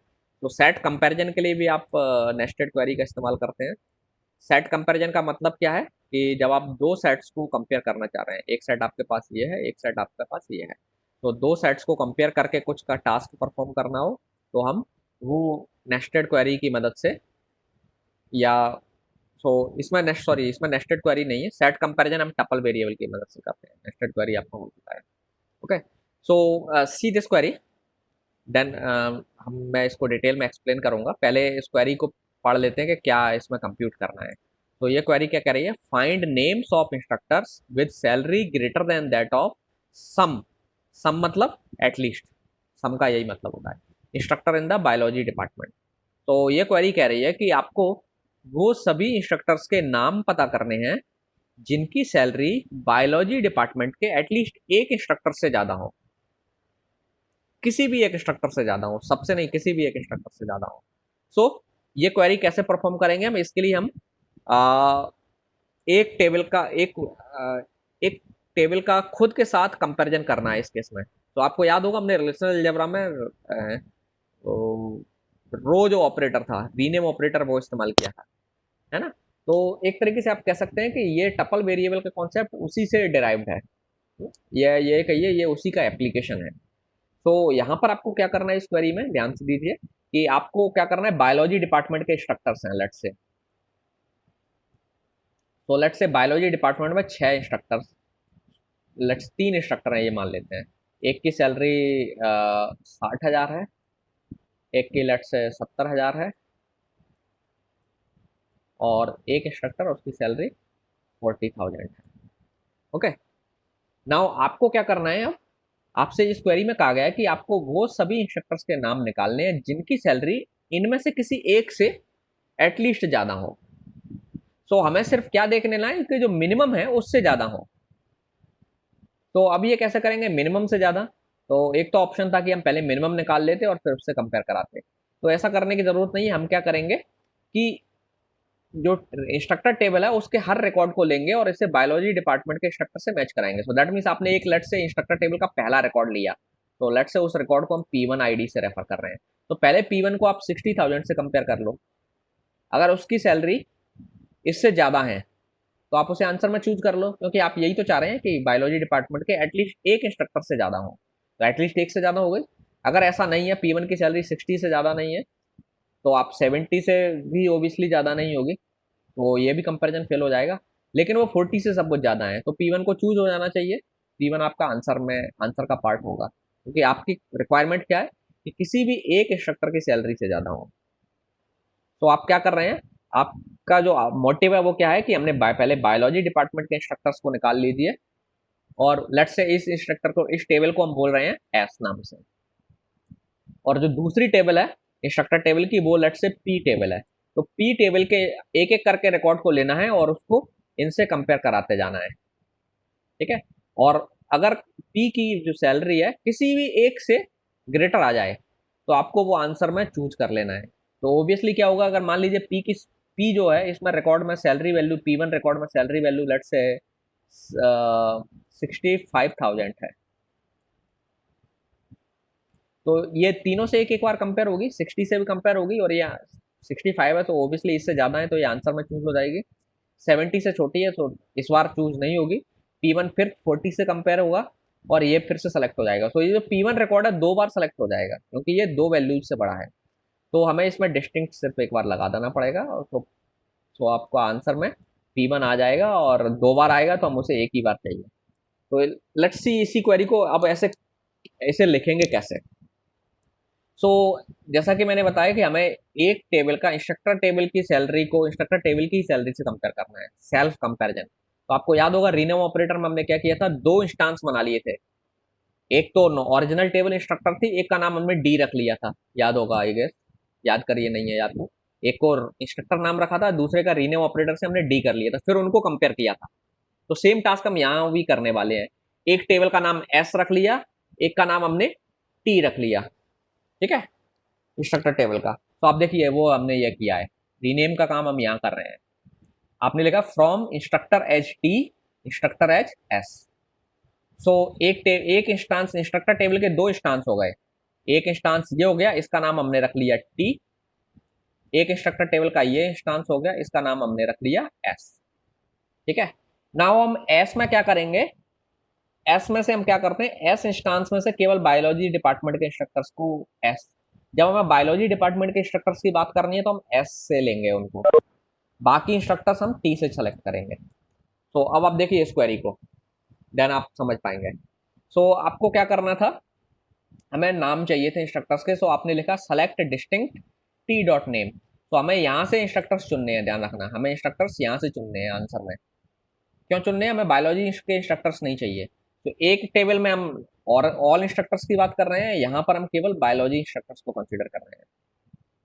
ओके, सो select distinct T dot name. Distinct हमने क्यों लगाया आपको याद होगा, क्योंकि जब आप P1 को कंपेयर करोगे तो वो मल्टीपल टाइम आ सकता है, क्योंकि आप क्या करें, एटलीस्ट एक से आपकी जो सैलरी है वो बड़ी हो बायोलॉजी डिपार्टमेंट के इंस्ट्रक्टर से। तो वो 2 से बड़ी हो सकती है, 3 से बड़ी हो सकती है, तो आंसर 3 बार आ सकता है, 4 बार आ सकता है। तो आपको डिस्टिंक्ट लगाना है, तो आपने लिखा डिस्टिंक्ट टी डॉट नेम। तो हम नेम को चूज कहां से कर रहे हैं, इस टेबल से चूज करेंगे। इस टेबल से चूज क्यों नहीं कर रहे हैं, क्योंकि इस टेबल को हमने बायोलॉजी डिपार्टमेंट के इंस्ट्रक्टर के तौर पर मार्क करके रखा हुआ है। ओके, कैसे मार्क कर रहे हैं इसको बायोलॉजी डिपार्टमेंट के इंस्ट्रक्टर के लिए, तो वो देखिए यहां से क्लियर होगा, S dot department name equal to biology. That means हमें एस के वही रिकॉर्ड कंसीडर करने हैं जिनका डिपार्टमेंट नेम बायोलॉजी है। समझ में आ गया। तो दैट मीन्स एस का हम किस लिए इस्तेमाल कर रहे हैं, बायोलॉजी डिपार्टमेंट के इंस्ट्रक्टर को रेफर करने के लिए। तो एस टेबल का मतलब हो गया सीधे सीधे बायोलॉजी डिपार्टमेंट के इंस्ट्रक्टर्स। और अब आपको टी टेबल का मतलब हो गया बाकी सारे इंस्ट्रक्टर, इसमें इंक्लूडिंग बायोलॉजी भी है, याद रखना। ठीक है, सो नाउ हम वेयर क्लॉज में कंडीशन क्या लगाएंगे कि टी डॉट सैलरी, मतलब इस इंस्ट्रक्टर की सैलरी बायोलॉजी डिपार्टमेंट के इंस्ट्रक्टर की सैलरी से ज्यादा हो। ठीक है, तो आपने लिखा T dot salary is greater than S dot salary. S dot salary का मतलब क्या हो गया, बायोलॉजी डिपार्टमेंट के इंस्ट्रक्टर की सैलरी। क्यों, क्योंकि एस का मतलब आपने साथ में लिखा हुआ है, S dot department name equal to biology. तो एस में वो रिकॉर्ड्स कंसीडर होंगे जो बायोलॉजी डिपार्टमेंट के इंस्ट्रक्टर्स हैं। दैट मीन्स हम हर इंस्ट्रक्टर की सैलरी को बायोलॉजी डिपार्टमेंट के इंस्ट्रक्टर की सैलरी से कंपेयर कर रहे हैं। तो डिस्टिंक्ट लगाने के बाद आपको यहाँ से वही रिकॉर्ड सेलेक्ट होकर के आएंगे जिनकी सैलरी बायोलॉजी डिपार्टमेंट के किसी भी एक इंस्ट्रक्टर से ज़्यादा हो। ध्यान रखना, इसमें बायोलॉजी डिपार्टमेंट के ये भी आ जाएंगे दोनों रिकॉर्ड आंसर, क्योंकि आपने ये नहीं कहा कि बायोलॉजी डिपार्टमेंट के इंस्ट्रक्टर नहीं आना चाहिए। अगर आप चाहते नहीं आना चाहिए तो आप कंडीशन लगा देते T dot department name not equal to biology, तो फिर बायोलॉजी डिपार्टमेंट के इंस्ट्रक्टर आंसर में नहीं आएंगे, लेकिन अभी इस क्वेरी में आएंगे। Okay, so this is the query. Now अब आप देखेंगे इसमें एसक्यूएल में एक अल्टरनेटिव है इसी क्वेरी का। आप देखेंगे ये क्वेरी आपको थोड़ा सा मुश्किल लग रही होगी समझने में, लेकिन इतनी भी मुश्किल नहीं है। आप इसे फिर से बुक में जाकर देखना, पढ़ने समझने की कोशिश करना। मैं वीडियो इसी ट्यूटोरियल का अपलोड कर दूंगा, अगर आपको फिर से कंफ्यूजन होता है तो आप दोबारा वीडियो रेफर कर लीजिए। ओके, नाउ इसी क्वेरी को बहुत आसानी से हम इस ऑपरेटर की मदद से लिख सकते हैं, ग्रेटर देन सम। तो ये एसक्यूएल में ऑपरेटर्स ऐड किए गए थे बाद में, ओरिजिनल जो इनिशियल जो स्टैंडर्ड था उसमें अवेलेबल नहीं थे, but later these operators were added, greater than some. So ये आपका काम आसान बना देगा। सो आप देखिए इसी क्वेरी को हमने लिखा select name from instructor where salary greater than some, किससे ज्यादा होना चाहिए, यहाँ पे आप बायोलॉजी डिपार्टमेंट का लिखिए। तो आपने ये काम नेस्टेड क्वेरी से और ग्रेटर देन सम ऑपरेटर की मदद से बहुत आसानी से कर लिया। ये नेस्टेड क्वेरी क्या कर रही है, बायोलॉजी डिपार्टमेंट के इंस्ट्रक्टर्स कंप्यूट कर रही है, एंड फिर आपने क्या किया, इंस्ट्रक्टर टेबल के हर रिकॉर्ड की सैलरी को कंपेयर कर रहे हैं इनके साथ। सो ग्रेटर देन सम का मतलब किसी भी एक से अगर ज्यादा हो जाए, इसमें जो भी सैलरीज हैं उनसे किसी एक से ज्यादा हो गई तो वो आंसर में सेलेक्ट हो जाएगी। ओके, सो ये दोनों क्वेरीज सेम है, दोनों का आउटपुट सेम आएगा। ठीक है, तो आई विल सजेस्ट यू कि ये क्वेरी को आप ट्राई करें माइस्क्यूएल में, और ये वर्जन बहुत आसान है। इसी से मिलते जुलते कुछ और ऑपरेटर हैं, ग्रेटर देन सम के साथ साथ आप ग्रेटर देन इक्वल टू भी लगा सकते हैं, ग्रेटर देन इक्वल टू सम। ठीक है, जैसे इसमें आप कह रहे थे कि किसी भी एक से ज्यादा हो, आप एक से ज्यादा हो या बराबर हो, ये भी कंडीशन आप लगा सकते हैं कि आप लेट्स से आपको इस क्वेरी को ऐसे मॉडिफाई कर सकते हैं, find the name of instructors with salary greater than और equal to some of instructor in biology. तो अब जब आप ग्रेटर देन और इक्वल टू भी यूज कर लेंगे तो क्या होगा, केवल स्मॉलर सैलरी वाले इंस्ट्रक्टर्स नहीं आएंगे, जिनकी सैलरी बायोलॉजी डिपार्टमेंट के किसी भी इंस्ट्रक्टर से ज्यादा नहीं हो, वो रिकॉर्ड्स आंसर में नहीं आएंगे, बाकी सब आएंगे। तो एक इसका अल्टरनेटिव है greater than equal to some, ये वाला, greater than equal to and some. तो greater than equal to some है तो ऑब्वियसली इसका एक अल्टरनेट और भी होगा, लेस देन इक्वल टू भी सम है, लेस देन सम भी है। ओके, सो ये ऑपरेटर काफी काम का है। सो इसके कुछ वेरिएंट्स भी आपके पास अवेलेबल है।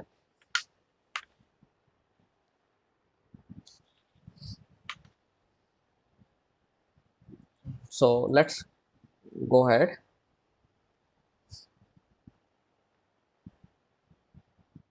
एक इसी का अल्टरनेटिव है सिमिलरली ग्रेटर देन ऑल। तो सपोज आपको अगर क्वेरी में ऐसे आंसर चाहिए कि वाइल आपको वो सभी इंस्ट्रक्टर्स फाइंड आउट करने हैं जिनकी सैलरी बायोलॉजी डिपार्टमेंट के हर इंस्ट्रक्टर की सैलरी से ज़्यादा है। सो हर इंस्ट्रक्टर की सैलरी से ज़्यादा है का मतलब क्या हुआ, बायोलॉजी डिपार्टमेंट की हाईएस्ट सैलरी से ज़्यादा सैलरी वाले सारे इंस्ट्रक्टर्स आपको चाहिए।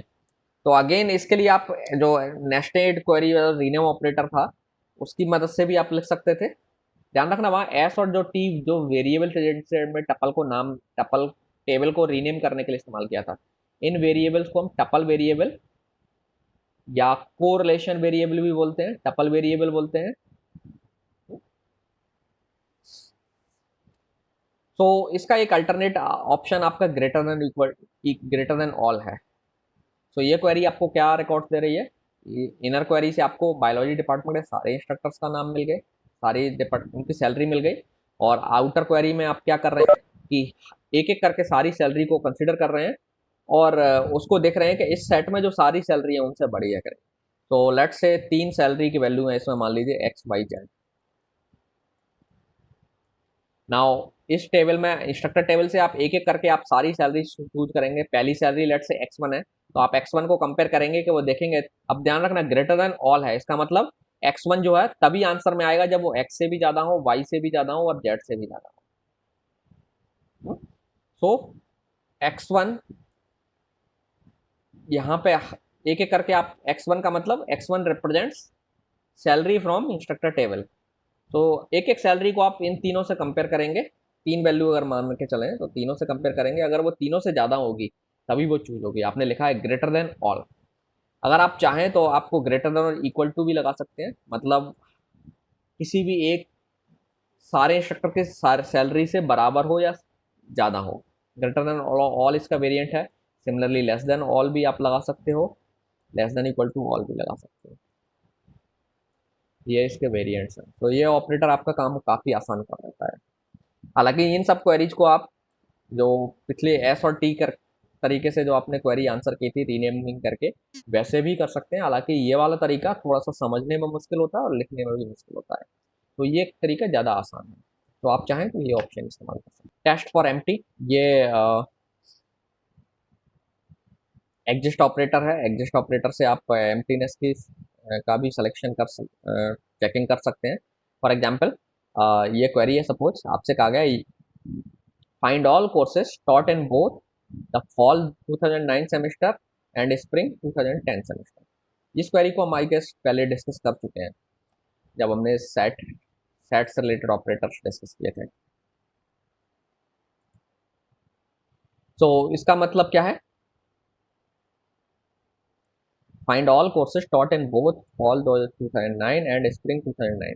मतलब इसमें आप वो कोर्सेज पता करना चाह रहे हैं जो दोनों जगह पढ़ाए गए, फॉल 2009 एंड स्प्रिंग 2009। आपको याद होगा इस क्वेरी को आंसर करने का तरीका एक है जिसमें आपने दोनों का इंटरसेक्शन ऑपरेटर का काम है एक्चुअली। तो इंटरसेक्शन हम कैसे करते हैं we have already discuss.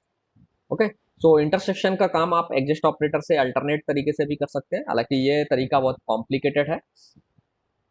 Now आप इसमें हम एक्चुअली सब क्वेरी का इस्तेमाल करते हैं। तो ये एक सब क्वेरी है जिसमें आप देखेंगे एक टेबल को रीनेम किया गया है। तो ये जो सब क्वेरी है इसे को रिलेटेड सब क्वेरी बोलते हैं। इसे को रिलेटेड सब क्वेरी क्यों बोल रहे हैं, क्योंकि इसमें जो कॉमन जो नेम हम इस्तेमाल कर रहे हैं एस और टी, ये आउटर टेबल में भी इस्तेमाल हो रहे हैं। तो दोनों क्वेरीज आपस में एक दूसरे से कनेक्टेड हैं, रिलेटेड हैं। ओके, क्योंकि हम रीनेमिंग करके टेबल्स को यहाँ भी रेफर कर रहे हैं और सेम टेबल को यहाँ भी रेफर कर रहे हैं, तो इसलिए इन दोनों क्वेरीज को हम को रिलेटेड सब क्वेरीज बोल रहे हैं, और एस और टी को को रिलेशन वेरिएबल्स बोलते हैं। सो लेट्स सी, थोड़ा सा क्वेरी कॉम्प्लेक्स है समझने में, but I will try to explain you. तो first let's see, select inner query क्या कर रही है, select from section H T. तो आपने सेक्शन टेबल को यहाँ पर टी नाम से रेफर कर रहे हैं इस टेबल को। तो आपके पास अगेन सेक्शन टेबल के दो इंस्टांस हैं, एक एस नाम से इंस्टांस है और एक टी नाम से है। तो सेक्शन टेबल की आपने दो कॉपी बना ली, एक तरीके से कॉपी अलग नहीं बनी है, लेकिन हमने इनको एक तरीके से पॉइंटर्स आप कह सकते हैं, ये सेक्शन टेबल के दो पॉइंटर्स हैं अलग अलग। सो आप यहाँ पर क्या कर रहे हैं, सेक्शन टेबल से क्या इंफॉर्मेशन निकाल रहे हैं इनर क्वेरी में, कि सेमेस्टर स्प्रिंग होना चाहिए। वो रिकॉर्ड्स आपको चूज करना है जिसमें सेमेस्टर स्प्रिंग हो और ईयर 2010 हो, मतलब आप स्प्रिंग 2010 के सारे कोर्सेज को निकालना चाह रहे हैं। ओके, सो नाउ इस क्वेरी, इस पॉइंट पर हम थोड़ी देर में ये ध्यान देंगे, क्योंकि इसमें हम दोनों को रिलेशन कर स्टैब्लिश कर रहे हैं। तो ये क्वेरी को अगर आप देखें तो इस क्वेरी में आपको कौन से रिकॉर्ड्स मिल रहे हैं, जो स्प्रिंग 2010 के कोर्सेस हैं उनके रिकॉर्ड्स मिलेंगे सेक्शन टेबल से, जो ऑफरिंग है। आउटर टेबल हम आप देखें तो आप क्या कर रहे हैं, इस क्वेरी पर ध्यान दीजिए, फॉल 2009 के जो जो कोर्सेस हैं उनके रिकॉर्ड्स आप आउटर टेबल में कंसिडर कर रहे हैं। तो आउटर टेबल में आप केवल वही रिकॉर्ड्स कंसिडर कर रहे हैं, ओके, जो फॉल 2009 में ऑफर हुए थे। और उसमें भी आप क्या कर रहे हैं, कोर्स आईडी को यूज कर रहे हैं, पूरे रिकॉर्ड को रेफर नहीं करना है आपको। आपने रिकॉर्ड निकाला और फिर हमने उसमें से कोर्स आईडी निकाल दिया। तो आमतौर में हम क्या कर रहे हैं, वो कोर्स आईडी कैच कर रहे हैं जो फॉल 2009 में कोर्सेज थे जो ऑफर हुए थे, उनकी कोर्स आईडी रेफर कर रहे हैं। नाउ अब हम क्या कर रहे हैं, इन दोनों कोर्स आईडी को मैच करा रहे हैं। तो आप देख रहे हैं बाहर वाली जो कोर्स आईडी हम उसे एस नाम से रेफर कर रहे हैं, तो S dot course ID T dot course ID को इक्वेट कर दिया आपने।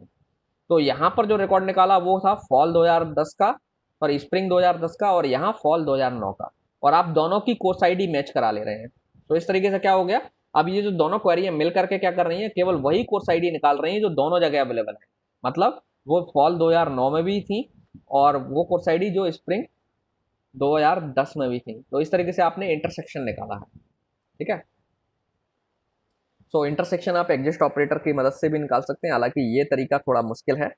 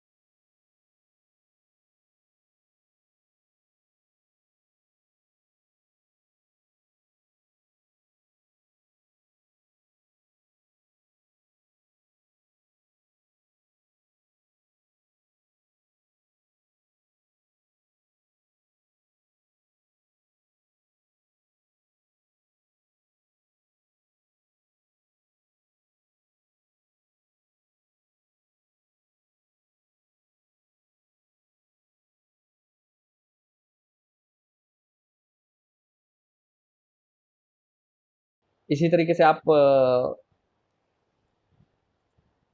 एक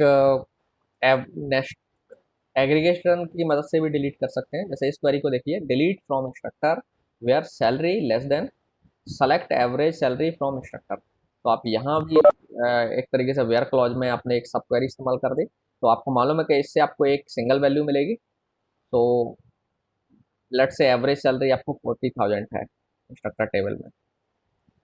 तो ये क्वेरी क्या कर रही है, उन सभी इंस्ट्रक्टर्स को डिलीट कर देगी जिनकी सैलरी 40,000 से स्मॉलर है। दैट मीन्स आप चाह रहे हैं कि उन सभी इंस्ट्रक्टर को हम डिलीट कर दें जिनकी सैलरी एवरेज सैलरी से कम है। तो आप ऐसे कर सकते हैं। नाउ लेकिन इसमें एक प्रॉब्लम है इस क्वेरी में।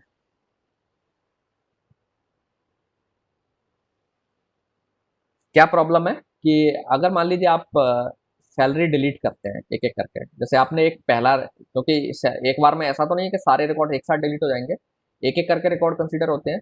तो आपने इंस्ट्रक्टर टेबल का लेट से पहला रिकॉर्ड कंसीडर किया, ये पहला रिकॉर्ड, दूसरा, तीसरा, चौथा एंड सो ऑन, ये रिकॉर्ड। तो पहला रिकॉर्ड आपने चूज किया और देखा कि इसकी जो सैलरी वैल्यू है वो 40,000 से ज़्यादा है कि नहीं है, सॉरी लेस देन है कि नहीं है। अगर मान लीजिए ये सैलरी लेस देन थी तो दैट मीन्स ये रिकॉर्ड डिलीट हो जाना चाहिए। तो आपने इस रिकॉर्ड को डिलीट कर दिया, I am putting cross here, इसका मतलब ये रिकॉर्ड डिलीट हो गया। अब जैसे ही रिकॉर्ड ये डिलीट हुआ, ये रिकॉर्ड डिलीट हुआ तो क्या होगा, एक सैलरी वैल्यू कम हो गई। और आपको मालूम है एवरेज आपने किस पर कैलकुलेट किया था, इस पर, सैलरी कॉलम पर। और सैलरी कॉलम में से एक वैल्यू गायब हो गई जिस पर एवरेज निकाला था आपने। तो आपने लेट से एवरेज 10 वैल्यू पर निकाला था, एक वैल्यू इसमें से गायब हो गई, हटा दी आपने। तो हटा दी का मतलब अब आपका नया एवरेज 9 वैल्यू पर निकलेगा, बची हुई वैल्यू पर। दैट मीन्स आपका एवरेज चेंज हो गया। और एवरेज चेंज हो गया तो क्या ये डिलीशन सही होगा, क्योंकि अब एवरेज 40,000 नहीं रहा, हो सकता है बढ़ जाए या कम हो जाए डिपेंडिंग ऑन कि कैसी वैल्यू डिलीट हुई थी।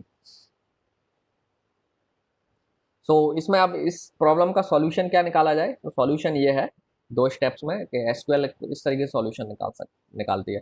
First compute average salary and find all tuples to delete. तो ये पहले क्या करती है, एवरेज सैलरी निकाल लेती है 40,000, ठीक है। डिलीशन ये इमीडिएटली नहीं करती है, पहले एवरेज सैलरी निकाल ली, तो लेट से एवरेज सैलरी 40,000 आ गई। नाउ अब क्या करेगी, अब ये उन सभी रिकॉर्ड्स को ये उन सभी रिकॉर्ड्स को मार्क कर लेगी जिनकी सैलरी 40,000 से कम है। तो लेट से ये रिकॉर्ड था जिसकी सैलरी 40,000 से कम थी, ये रिकॉर्ड है इसकी सैलरी 40,000 से कम थी, ये रिकॉर्ड है इसकी सैलरी 40,000 से कम थी। तो जो जो सेल रिकॉर्ड्स थे जिनकी सैलरी 40,000 से कम थी, उनको पहले मार्क कर लिया कि इनको डिलीट करना है। इमीडिएटली डिलीट करेंगे आप तो जैसे ये मैंने प्रॉब्लम डिस्कस की थी वो प्रॉब्लम आएगी। तो माईस्क्यूएल जो सॉरी एसक्यूएल स्टैंडर्ड है उसने क्या सॉल्यूशन निकाला कि पहले आप मार्क कर लीजिए कि एवरेज सैलरी 40,000 किन किन रिकॉर्ड्स में जो है ना 40,000 से कम सैलरी है, उनको मार्क कर लिए। और मार्क करने के बाद अब एक साथ अब आप सबको डिलीट कर दीजिए। तो अब इससे वो प्रॉब्लम एवरेज वाली खत्म हो जाएगी, क्योंकि अब नया एवरेज आगे से इफेक्टिव होगा, ठीक है। तो ये सॉल्यूशन है इस प्रॉब्लम का। तो this is how we do delete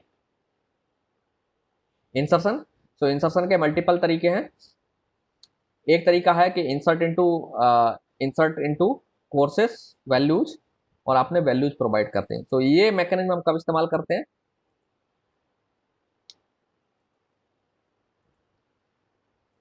ये सिंटेक्स में आप देखेंगे क्या लिखा है आपने, पहले इंसर्ट कीवर्ड लगाया, इनटू कीवर्ड लगाया, देन टेबल का नाम जिसमें इंसर्शन करना है। तो कोर्सेस में लेट से इंसर्शन करना था आपको, तो आपने वो लिखा। देन आप देखेंगे एक सिंटेक्स, अब आगे आप लिख रहे हैं वैल्यूज, ये भी कीवर्ड है। और वैल्यूज में आप लिस्ट ऑफ वैल्यूज प्रोवाइड कर रहे हैं। नाउ ध्यान रखना जब आप ये वाला तरीका इस्तेमाल कर रहे हैं जहाँ पे कॉलम्स के नाम आप नहीं बता रहे हैं, लिस्ट नहीं बता रहे हैं, दैट मीन्स जब आप जो ये जो वैल्यूज हैं उसी ऑर्डर में स्पेसिफाइड है जिस ऑर्डर में कॉलम है। तो आपको याद होगा इंस्ट्रक्टर कोर्स टेबल में कोर्स आईडी था पहले, फिर कोर्स का टाइटल था, फिर कोर्स का डिपार्टमेंट था, फिर क्रेडिट था। तो जिस ऑर्डर में टेबल में कॉलम थे उसी ऑर्डर में आप वैल्यू भी प्रोवाइड कर रहे हैं इंसर्ट करते समय। तो आपको कॉलम्स के नाम बताने की जरूरत नहीं है, ये वाला शॉर्टकट मेथड आप इस्तेमाल कर सकते हैं, ठीक है। ब्रीफ मेथड है ये, इसमें आपको टाइपिंग एफर्ट कम लगता है। और ये कब तभी इस्तेमाल करेंगे जब आप ये जो वैल्यूज हैं 1 2 3 4, ये चार वैल्यू जो दी हैं आपने, ये उसी ऑर्डर में दी हैं आपने जिस ऑर्डर में टेबल में कॉलम्स हैं कोर्स टेबल में। तो आप ये नोटेशन ये मेथड इस्तेमाल कर सकते हैं और इससे एक रिकॉर्ड इंसर्ट हो जाएगा। और जब आपको मल्टीपल रिकॉर्ड इंसर्ट करना हो तो आप इसी को रिपीट कर सकते हैं। एक अल्टरनेट तरीका ये है, जब आप टेबल का जो कॉलम का ऑर्डर है उससे अलग ऑर्डर में आप वैल्यू इनपुट देना चाहते हैं या वैल्यू स्पेसिफाई करना चाहते हैं क्वेरी में, तो आपको फिर किस ऑर्डर में आप वैल्यू दे रहे हैं वो बताना पड़ेगा। तो जैसे आप कोर्स आईडी पहले मेंशन कर रहे थे तो आपने कोर्स आईडी लिख दिया, देन आप टाइटल, डिपार्टमेंट नेम, क्रेडिट ये आप दे रहे थे तो आपने उसी ऑर्डर में वैल्यू बता दी। दैट मीन्स दूसरा जो तरीका है क्वेरी का वो है कि आप अपने हिसाब से जब वैल्यू इनपुट दे रहे हैं तो आप ऑर्डर खुद बताएंगे। तो अब आपके पास इस क्वेरी में फ्लेक्सिबिलिटी क्या है कि आप चाहें तो टाइटल को पहले दे सकते हैं, टाइटल पहले फिर कोर्स आईडी बाद में। तो आपको यहाँ भी ऑर्डर बताना पड़ेगा कि हम टाइटल पहले दे रहे हैं, ठीक है, title, course ID, then let's say credit, then department name. तो जो ऑर्डर आप अगर आप ऑर्डर बदल करके वैल्यू दे रहे हैं तो किस ऑर्डर में वैल्यू दे रहे हैं वो आपको यहाँ पे बताना पड़ेगा, ऑर्डर कॉलम्स के नाम लिखना पड़ेंगे। तो यहाँ जो वैल्यू आप दे रहे हो वो कौन सी वैल्यू किस कॉलम की है तो वो कॉलम के नाम आपको उसी सीक्वेंस में मेंशन करना पड़ेगा। तो ये दूसरा तरीका है, हालांकि ये लेंदी तरीका है, जनरली हम ये वाला तरीका ज़्यादा प्रेफर करते हैं। और जब आपको रिकॉर्ड बल्क में इंप्लीमेंट करना हो तो बल्क में इंसर्ट करना हो तो आप सिंपल तरीका यही होता है कि आप पहले एक टेबल में सारे रिकॉर्ड्स लिख लें, ठीक है, या किसी प्रोग्राम के थ्रू रिकॉर्ड को इंसर्ट करें। हालांकि ओरेकल में एक तरीका है, आप एंड ऑपरेटर्स मेंशन करके एक साथ मल्टीपल रिकॉर्ड दे सकते हैं और फिर वैल्यूज प्रोवाइड करते जाइए। ये है एक दूसरा तरीका। अगर आप किसी कॉलम की वैल्यू को छोड़ रहे हो तो आप उसमें नल मेंशन कर सकते हैं, ठीक है।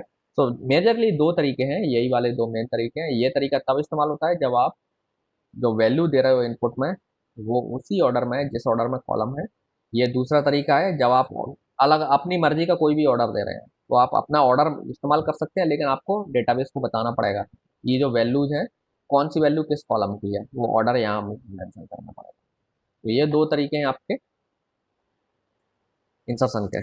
इसके बाद अब आप इंसर्शन कभी कभी आपको बल्क में करना हो, जैसे मान लीजिए आपको एक टेबल से दूसरी टेबल में डेटा कॉपी करना हो, या आपको मालूम है कि आपको जो डेटा लेना है वो दूसरी टेबल से आ रहा है तो आप वो भी कर सकते हैं। जैसे ये क्वेरी ध्यान दीजिए, इस क्वेरी में जैसे स्टूडेंट टेबल में आपको कुछ रिकॉर्ड्स इंसर्ट करने हैं। अ, आपको मालूम है कि स्टूडेंट टेबल में अभी कॉलम सेम है, आईडी है, नेम है, डिपार्टमेंट नेम है, लेकिन स्टूडेंट और इंस्ट्रक्टर टेबल में डिफरेंस क्या था, चौथा जो कॉलम था उसमें डिफरेंस था। स्टूडेंट के पास क्रेडिट होता है, टोटल क्रेडिट, और स्टूडेंट इंस्ट्रक्टर के पास वहाँ सैलरी था, ओके। तो अगर हमको मान लीजिए किसी केस में ऐसा करना हो कि कुछ इंस्ट्रक्टर्स ने मान लीजिए यूनिवर्सिटी में कुछ कोर्सेज ज्वाइन कर लिए हैं और उनका रिकॉर्ड आपको सीधे सीधे इंस्ट्रक्टर टेबल से कॉपी करके स्टूडेंट में डाल देना है, क्योंकि उनका रिकॉर्ड चूंकि अब वो इंस्ट्रक्टर से स्टूडेंट भी बन गए तो स्टूडेंट टेबल में भी उनकी एंट्री होना चाहिए। तो ये काम आप, एक तो ऑप्शन है कि सीधे सीधे एक एक करके रिकॉर्ड इंसर्ट करिए, दूसरा तरीका है सीधा आईडी, नेम और डिपार्टमेंट नेम इंस्ट्रक्टर के जो है वो सीधा वहीं से इंस्ट्रक्टर टेबल से कॉपी कर लीजिए। और क्योंकि शुरू में आप इंसर्शन कर रहे हैं तो उसका क्रेडिट टोटल कुछ भी नहीं होगा, जीरो क्रेडिट कर लीजिए। तो ये क्वेरी उसी काम को कर रही है। तो इसमें क्वेरी में आपने देखा क्या लिखा हुआ है, insert into student, select ID, name, department name, zero from instructor. तो ये जो क्वेरी है ये क्या कर रही है,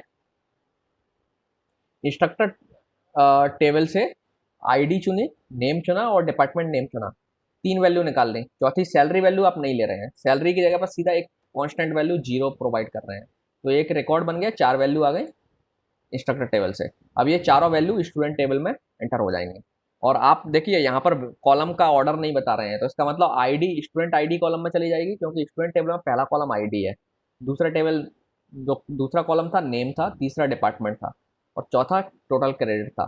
तो इंस्ट्रक्टर की आईडी थी, स्टूडेंट की आईडी कॉलम में चली गई, इंस्ट्रक्टर का नेम उस इंस्ट्रक्टर के स्टूडेंट के नेम कॉलम में चला गया, इंस्ट्रक्टर का डिपार्टमेंट नेम स्टूडेंट के डिपार्टमेंट नेम में चला गया और टोटल क्रेडिट में जीरो चला गया। तो इस तरीके से आप एक टेबल से डेटा भी कॉपी कर सकते हैं, ठीक है। एक और दूसरा तरीका है जब आपको पूरा as it is data copy करना है किसी टेबल से, तो उसके लिए ये ऑप्शन है, insert into table one, select star from table one. तो लेट्स से टेबल 2। तो एक कोई टेबल है, उसमें डेटा है और आपको उसका डेटा दूसरी टेबल टेबल 1 में कॉपी करना है। ठीक है, यहाँ तो टेबल 1 में दिखाया हुआ है, तो सेम टेबल से डेटा सेम टेबल में ऐड हो रहा है, तो साइक्लिकली ऐड होता चला जाएगा। तो ये प्रॉब्लम करेगा। लेकिन अगर आपको किसी दूसरी टेबल से डेटा कॉपी करना है एक टेबल में, तो आप ऐसे कर सकते हैं, insert into table 1 select star from table 1। तो आपने टेबल 1 के टेबल सॉरी यहाँ टेबल 2 है, तो टेबल 2 के सारे रिकॉर्ड्स टेबल 1 में आ जाएंगे। नाउ ये क्वेरी तभी एग्जीक्यूट होगी सक्सेसफुली, ध्यान रखना, जब टेबल 1 और टेबल 2 में दोनों की एरिटी सेम हो। एरिटी सेम से आप समझ गए होंगे मतलब क्या है। एरिटी सेम होने का मतलब है टेबल 1 में अगर 4 कॉलम है तो टेबल 2 में भी 4 कॉलम होंगे, और करस्पॉन्डिंग कॉलम के डोमेन सेम होंगे, तभी कॉपी पॉसिबल होगी, अदरवाइज नहीं पॉसिबल होगी, है ना। सो ये अल्टरनेट है, हालांकि ये ऑप्शंस अवेलेबल है, लेकिन इनको हम बहुत कम यूज करते हैं। नाउ आते हैं अपडेट पर। तो अपडेट की सिंटेक्स क्या है अपडेट क्वेरी की। तो अपडेट कॉलम में आपको अगर अपडेट की अगर आपको किसी टेबल में कोई एक पर्टिकुलर कॉलम बदलना है, कॉलम की वैल्यू मॉडिफाई करनी है, तो उसके लिए आप अपडेट क्वेरी का इस्तेमाल करते हैं। तो अपडेट क्वेरी की सिंटेक्स क्या है आप देख सकते हैं। सबसे पहले अपडेट कीवर्ड, देन टेबल का नाम जिसे अपडेट करना है। ठीक, तो अपडेट, देन टेबल नेम, देन जिस कॉलम को मॉडिफाई करना है उसका नाम आप और वैल्यू सेट कीवर्ड के बाद बताएंगे। तो सेट कीवर्ड लिखा आपने, फिर जिस कॉलम को मॉडिफाई करना है, लेट्स से इस कॉलम में हमें सैलरी को मॉडिफाई करना था, तो सैलरी इक्वल टू और जो भी वैल्यू देनी है आपको। तो लेट्स से मान लीजिए इंस्ट्रक्टर टेबल में आपको सारे इंस्ट्रक्टर की सैलरी 50,000 कर देनी है सीधी सीधी फिक्स। तो आप कैसे करेंगे इसको, अपडेट, हम इस क्वेरी पर बाद में आएंगे, पहले मैं एक एग्जांपल में अपना बता रहा हूँ। अपडेट सॉरी इंस्ट्रक्टर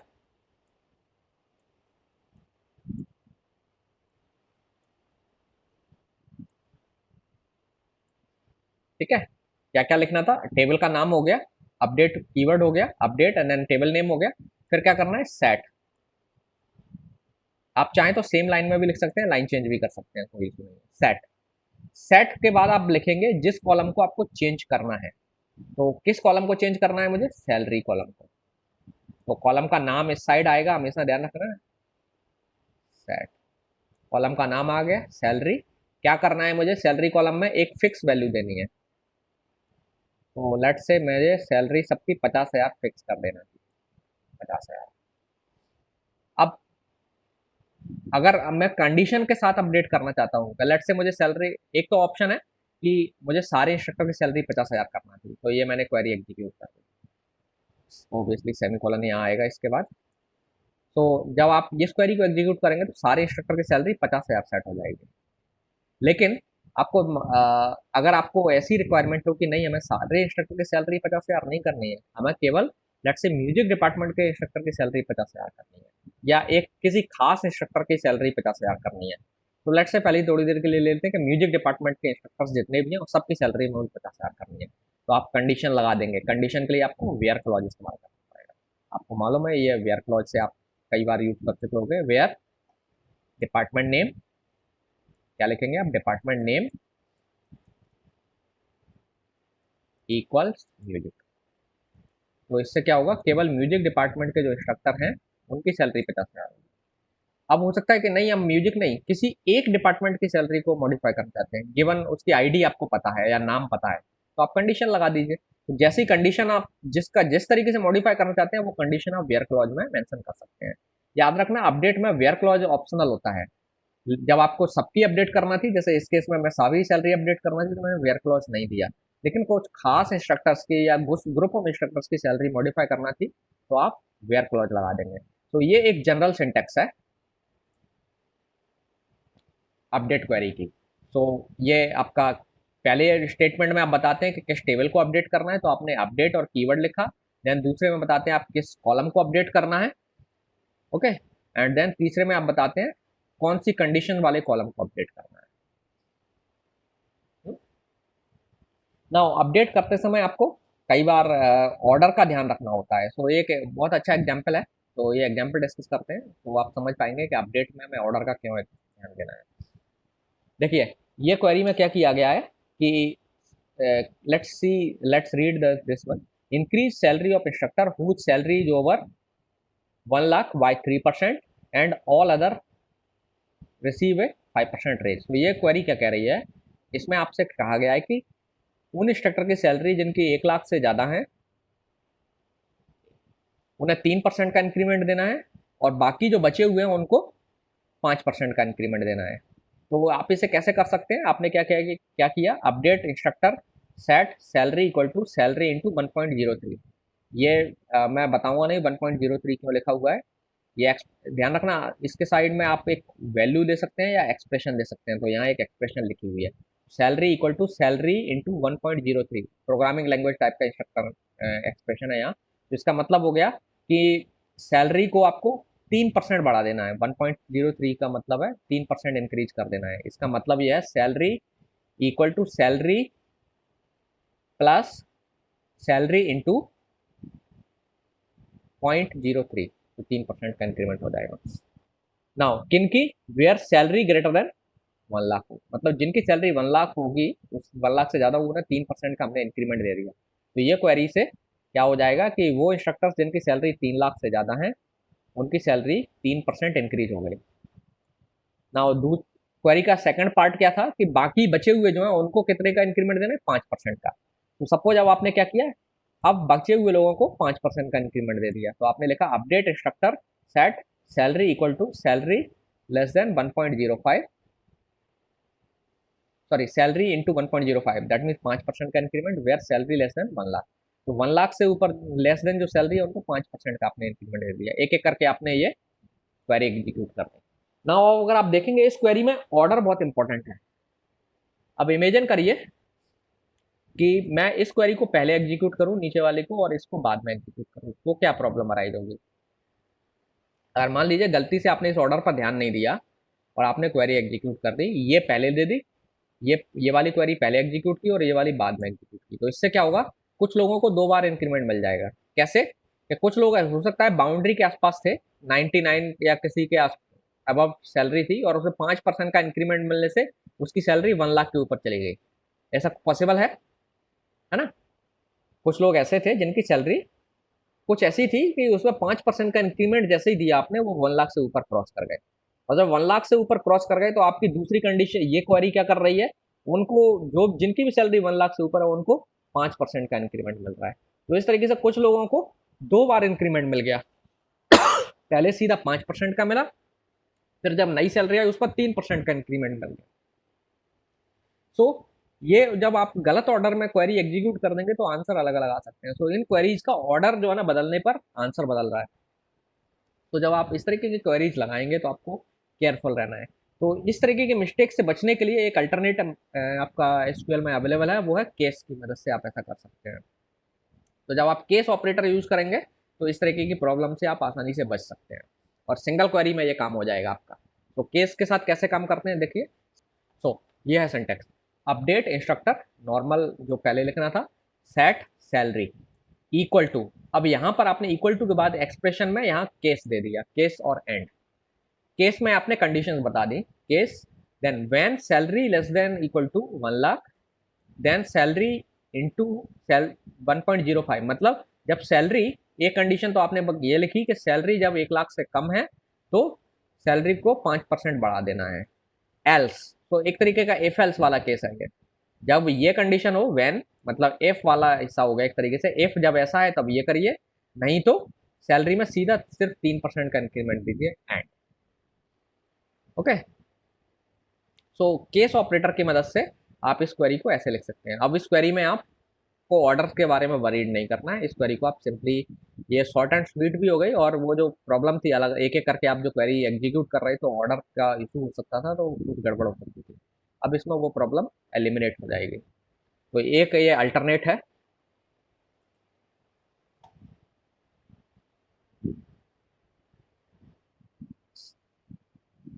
ये छोड़ देते हैं, ठीक है।